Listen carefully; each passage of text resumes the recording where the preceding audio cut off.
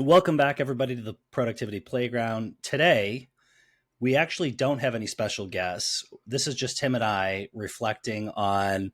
We're more than a month into this, Tim. We've had several hundreds of downloads now, hundreds and hundreds of downloads, and I've heard a lot of positive feedback. This is sort of a chance for us to pause and reflect, look backwards, look forwards to other guests that we've already had committed and in the can a little bit, but just a chance to sort of reflect on what we've heard from some of our guests, stuff you and I have tried to implement from what we've heard, how that's gone, and think about how this is going. Yeah, that's right, Justin. So today we're going to take a dive into each of those lessons we've learned and kind of try to figure out how they've impacted us. And for those out there listening, we definitely encourage you to engage with us on LinkedIn and let us know what you've picked up from any of the episodes that we've shared. But yeah, I have some things that I'm really excited to share with everybody. Okay, Tim, I have a question for you. There's a Okay. question I ask you, so people who want to know, like, behind the scenes, like, you and I meet probably not every week, but like we record on an ongoing basis, but you and I meet separately from that, maybe every week or every other week, just to sort of plan things out, talk about how things are going, how we need to adjust things, pivot on the fly a little bit. And I ask you a question every time we meet. Do you remember what the question is? Are you still enjoying this? Yeah, it's some form of that. It's like, are you having fun? Are you enjoying this? And Yeah. I legitimately asked that question, and your answer is. Yeah, I'm still having fun. I asked that question because when you and I were talking about this over the summer, I sort of live my life by some advice I received. This was like years and years ago. And if you can live your life by this advice, I think it's pretty useful. And the advice was this: if it doesn't make you money and you don't enjoy doing it, then don't do it. Don't do it, yeah. Don't do it. Like, learn to say no. If it doesn't make you money and it doesn't make you happy, then why are you doing it? Right. So is this an okay time to say no? Yeah. And so I sort of asked you over the summer, like, professionally speaking, you and I were in a cadence where in the summer things tend to slow down a little bit. Right. In higher ed, that's where you and I have traditionally worked. That's where things slow down. And so things were slower professionally. We could sort of pick this up. We were doing a lot of planning, and it was sort of fun to dive into this sort of thing. And we're not making any money doing this. Correct. Correct. Yeah, this is like our And throwaway. we're busier now too. Right. So now we're super busy in the fall. Like, I'm traveling a ton for work. We're in the middle of like strategic planning, and my job's like underwater. I'm working like 6 days a week, which is what I did at NASFA too. But like, yeah, it's super busy at work, and you're traveling a ton too for work. Yeah. I just got back from South Dakota earlier this week, and then we're heading to San Francisco as like a little family vacation to send off the in-laws in a couple days. Yeah, so you're super busy, and so now is the time to like really pause and ask, like, are you still enjoying this? Which is why I ask you this every time, because it's sort of like, are you enjoying it? There are people who are, besides all the people that like engage with us on LinkedIn or wherever, like, I get private messages all the time from all sorts of colleagues who are like listening, and friends who are like, oh, that was awesome, or I like this, or I like that. So we're getting all sorts of engagements on it, and that's really cool. But I've told you this before. So it's like, if we're not enjoying it, then it is a slog. Like, oh, I Yeah. don't want to do this, but it's not. Like, I'm sort of like, oh, it's fun. It's Sunday, and I can take a portion of my day today and be like, oh, let's actually do this. This is something I enjoy. It's kind of like working out, I think about, right? Like sometimes I'm like, do I really want to go to the gym? But like once I get there, I'm like, heck yeah, I'm so excited to be there. And I think it's the same sometimes with these recording. It's like, oh man, it's on a Sunday at 2. But then once I get in here, I'm like, oh man, like we're talking about cool stuff and we're going to have fun together. I'm glad you're still enjoying it. I'm not against making money, but somebody at one of my coworkers said, like, was asking me something at like a work social function thing this last week. They were like, oh, so tell me about your kids or whatever. And I was like, well, I've got 2 in college and 1 in high school. And they were like, oh, so that's how you have time for a side hustle. And first of all, I was like processing side hustle, because I'm like, I don't make any money from this. Right. Is that a definition of, I don't know. Side hustle feels like a generational thing. I never thought of this as a side hustle, but is a side hustle like you make money on it? I feel like money has to be attached to a side hustle. Okay, So once we get money, then we can call it a side hustle. money. Yeah, I feel like we have not made that a central part of our plan here, and we really have to rethink this whole operation. I thought this was going to make us millionaires. Right. Actually, I have been telling people, Tim, like, if we can be authentic, to use your words, which you've used with me many, many times, I do think we're getting something out of this. And I won't say what you're getting out of this, but what I've got on when we talked about this, I've told people, like, what I'm getting out of this is I have a millennial tutor. That's you, by the way. You've told me, you've said on this podcast, you are a millennial, like on the verge of, like, you're a younger millennial, I think. Yeah, I'm not an elder millennial, which is a term out there. You're a younger millennial, like maybe closer to Gen Z than to Gen X. Yeah. Who I've told people are like, what's with you on LinkedIn all of a sudden? Like, since like September, you're on LinkedIn all the time. I'm like, yeah, I have like a millennial tutor. And I don't tell people it's Tim, but it's like, what I'm getting out of this is like, you and I are like engaging through this. And like, I use you for like social media. Like, all right, Tim, I hate LinkedIn, or I have negative feelings with LinkedIn. I have a complicated relationship with LinkedIn. And I'm like, help me figure this out, because I don't want to sound like a bozo out there, or a lot of the things I read, which I'm sort of like, a lot of it's really good. Right. But also a lot of it's sort of like, ugh, not good. And I'm like, how do I do this in a way that's like, not just for me, like, but how do I do it in a way that's like engaging? Like, I want to do it with, like, the people I see out there that are really putting out like what I think is decent content and engaging and stuff I want to cheerlead or repost or helpful. Yeah, and I think, I mean, to bring them even more, one of your most recent posts, I thought it did pretty good. There was some discussion that ended up on it.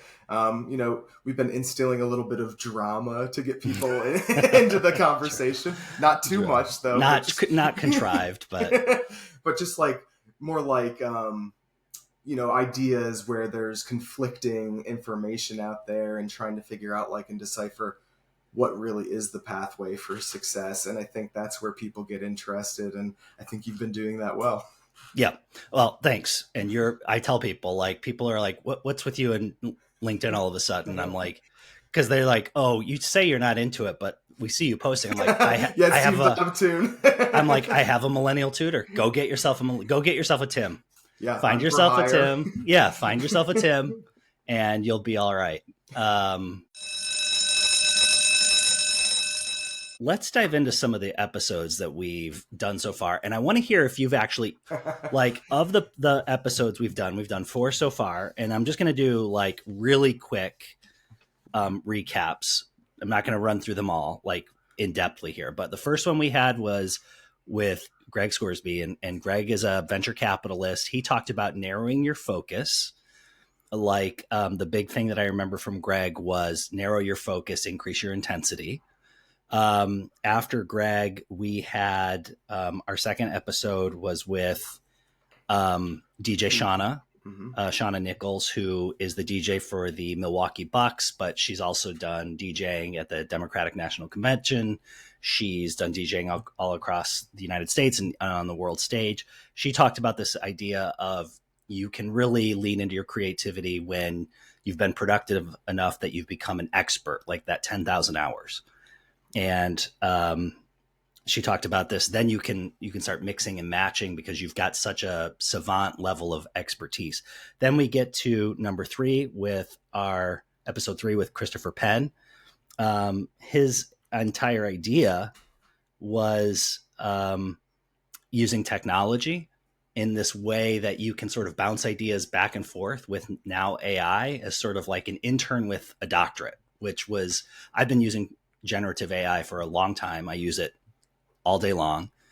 But using it, that sort of concept that you wouldn't use it unchecked, but you can sort of use it to like boost your creativity in a way. And then our final one is with Daria Torres. It just ran. Daria talks, she is a consultant, has been around for 20 years, been used with tough negotiations, mediating 2 sides, sometimes that are at odds. Daria talks about this being innovative with what you got. Like, these are the ingredients. Now, how do you bring them together? How do you pivot? How do you be creative in the moment, but in a structured way? So, Tim, of these four guests, what have you actually implemented? I would say the first one with narrowing your focus. And this is something even when we talk about like our podcast planning, like we kind of go back to like, okay, Greg said narrow your focus. Like if we start seeing ourselves veer off. And I've tried to employ that in my personal life and definitely at work a little bit as well, where it's just like, I think sometimes I get in a trap of thinking if I do more, I'm more valuable. But I think what Greg really helped me think through is instead of trying to do more to be more valuable, can you just solve one really crucial problem or just be good at one really important thing? Get good at that before you start really diving out and trying to do more. And that's probably been the most impactful. I will say, intentional reflection is one that I've always struggled with. And that was Daria's intentional reflection. She talked about journaling. Yeah, and I've always wanted to, and I feel like anyone who I listen to that is successful always talks about journaling. I think Greg even talked about journaling as well, and I've just never been able to commit to it. Do you journal? I do actually journal, not on a daily basis, but I would say a couple of times a week. So I do have a writing habit, and I journal in a couple different ways. One is just sort of open journaling, but I want to pick up something that Christopher Penn talked about. One of the secrets that we ask each guest, like, what is your productivity secret? And one that I've implemented from Chris his was basically write it down. If you have a thought, write it down. So I do a fair amount of running. So I'd say at least twice a week during the work week, I do a 2 to 3 mile run. And then on the weekends, I do a 6 mile run. And you have a lot of free thought during that period of time. Even if I'm listening to a podcast or I'm just listening to music. So it used to be when I was younger, I would be running for time. I'm well past that age. Okay. So my best running days are behind me. So when you get past that and you're just running for like health, or you're just exercising because you want to be out in nature, absorb sunlight, you start having these other goals because you can't run for time anymore. Like I'll just stop, whip out the notes app on my phone, and I'll just record notes, just like get the things out. And then later I'll determine whether any of it's actually useful, whether it's about notes about family, about work life, about this podcast, about whatever, a random thought, but write it down. Never forget. And I keep a journal next to my bed so that I can write down final thoughts before I fall asleep. Writing it down. So that's the way I journal. It doesn't have to be a Marcus Aurelius reflection of every single thing that happened that day and my feelings about it. It can be just write it down. So that's one thing I've implemented that Chris Penn talked about, and Daria and Greg. So yeah, there's definitely like that theme across them. The one thing that Chris talked about too that I thought was interesting, that I've always struggled with, was he talked about brainstorming within constraints. And I've always had a struggle with that, of thinking like brainstorming is so open ended and it should go everywhere before we bring it in. But I thought that was fascinating to say that that's actually maybe not the most productive way to think about brainstorming. Like, let's give it some bounds, let's give it some boundaries, and let's brainstorm within this area. So I've tried to start implementing that, because you might see a theme with me of I like to do a lot of things, but sometimes it's, we really got to kind of bring it back down to the core. One thing that I think I did see a theme running through several of our guests, but I'm going to go back to Greg's, the narrowing of your focus. And then Chris talked a little bit about this in terms of high impact tasks. And it ties into one of the articles we read from the Wall Street Journal about being a workhorse and how workhorses don't always get ahead. I think about advice that I've given to my 2 older kids who are now in college. And it's sort of like when you're starting in your career, and if your goal is to get ahead, try to say yes to as many things as possible. I'm not sure I'm ready to pull back that advice just yet. However, you and I are a little bit more established than newcomers in our careers. And for myself in particular, I think if I'm taking Greg's advice, I'm taking Chris's advice, I'm taking that Wall Street Journal article, I'm trying to piece them all together into a thorough run through. I think one of the things I maybe haven't implemented very well, but I'm starting to think through is there's only so many directions you can be pulled in. And I don't just mean like hours of the day. I also mean like your creative energy, the emotional toll you can put into something, like your being, your essence, like what you can think about. And there's a benefit to sort of being like, you know what, I'm going to ignore office chatter. I'm going to ignore whatever dynamics are bothering me. I'm going to focus on these three things. And those are the only three things I'm going to focus on. And the rest I'm just going to turn off. I think there's like a benefit to that because then you just are narrowing in on these 1 to 2 to 3 things. And you're just going to try to kill those things and just kill it and just be awesome at those 3 things and sort of ignore the rest. And I think there's like a saving, like it's good for your physical, mental, and emotional well-being. Right. On those 3 things. It kind of relates a little bit to what like DJ Shauna shared too about she finds these areas of creativity because she does a lot too. And I felt very validated when I heard she also had like 100 tabs open at all times. But, you know, one thing she kind of talked about was how her creativity and her energy, they all kind of pool into each other. And I think that's kind of what she was saying too, is like she finds those 3 to 5 things.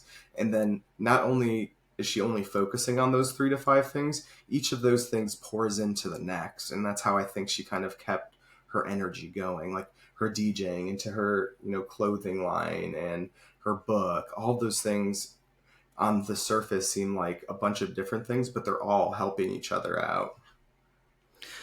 Is there any advice that any of our guests have given us, Tim, that you haven't had a chance to like implement yet, but you've tagged and like something you've grabbed onto and you're hoping to implement? Yeah, I mean, definitely the journaling, but something DJ Shauna said, or kind of her essence embodied, was her ability to handle high pressure situations. And this concept of either being a planner or kind of go with the flow, who might be more like Shauna. And I think that I've tried to be both, right? But whenever I plan, it seems like it's not a high pressure situation. And whenever I don't plan, it is a high pressure situation. And just going with the flow in a high pressure situation isn't always the easiest thing to do, because now, you know, I'm having to read the room, use my EQ, but also like what level of decision making or influence do I have in that space? So that is a space where I want to grow in and maybe be able to go more with the flow like Shauna. Yeah, the thing that Shauna always, I mean, the thing that underlaid what Shauna was talking about, of course, was like, you've done all the prep work, you have the knowledge base, and then you can sort of go with the flow because you can sort of leave yourself open to have that EQ, which is like reading the room. It's hard, I feel like, and I'm speaking from someone who just did a sort of a massive career change, and the mental load that it takes now to get up to speed now that I'm in a new position with a new company and getting to know new people and grasping new issues, like it's a lot. So when I was in the same position for 14 years, I had this humongous just amount of capacity to like walk in and read the room because I had all of the 10,000 hours of prep work already basically done. Like I could do like some catch up before a meeting, but I had all of this enormous amount of work already done. Now I'm walking into a room and I'm like, I have to do a lot of prep work because I'm dealing with like new issues.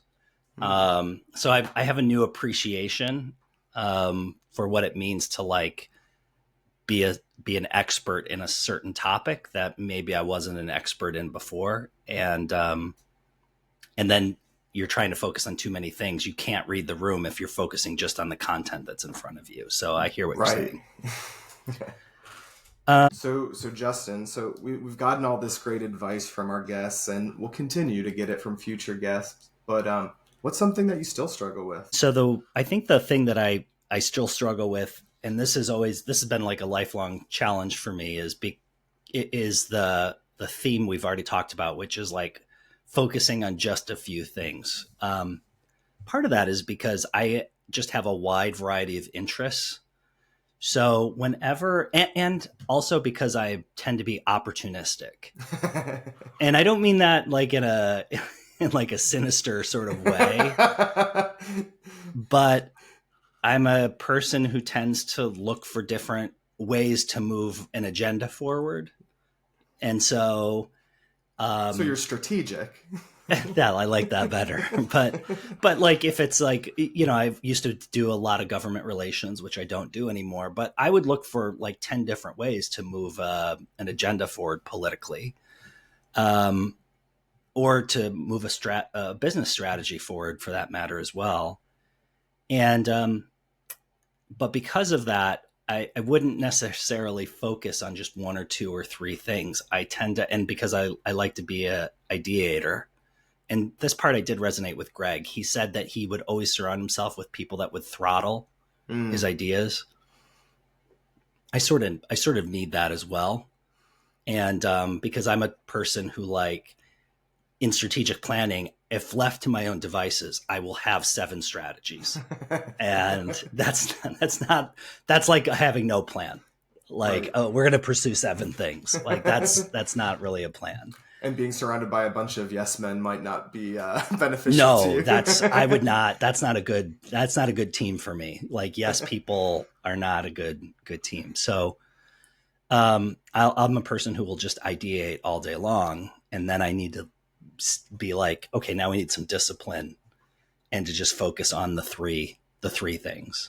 Right. So yeah, that's where I need some help. All right, I'll say no to you more.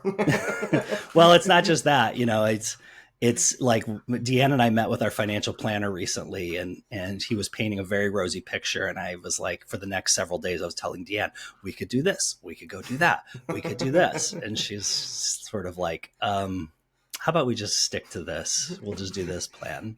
It's nice that you have those ideas. Yeah, right. Exactly. So anyway, well, I think this has been a lot of fun. I'm all for, you know, we're going to continue to, I think, Tim, stick this out for at least a while longer. We're still having fun, and we've still got guests lined up, and we'll continue to learn from, fail, succeed, and continue to experiment with sort of the master's level classes we're getting from these great guests.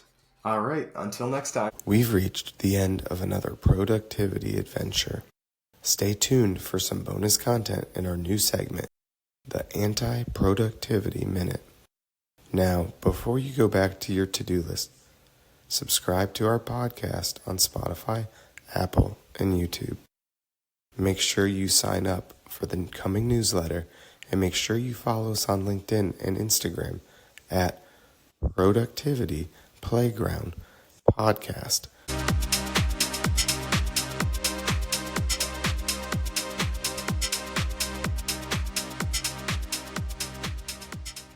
But one of the pieces, and we were just talking about this, social media can sometimes be kind of that wormhole that sucks you in and like kills your productivity. Yep. So in this minute, I want to see, have you heard of this new thing that is trending on the internet? So this trend, Justin, you know, sometimes you might want something extra on your pie or your ice cream sundae, but you might want to be careful the next time you're at the store. Do you have any idea what kind of product I'm talking about? No, I have no idea whatsoever. So it's whipped cream, but not the whipped cream that you're thinking of. There's a new trend out there called chaos packaging. Chaos packaging. Yeah. Keep talking, maybe. Okay. So the one that you might be the most familiar with is Liquid Death. Have you seen Liquid Death before? No. Okay, so we'll move on. So Liquid Death. So this is, if you're ever at like a rock show or concert, you'll see somebody who has like an energy drink up there and it'll say Liquid Death on it, but it's actually water.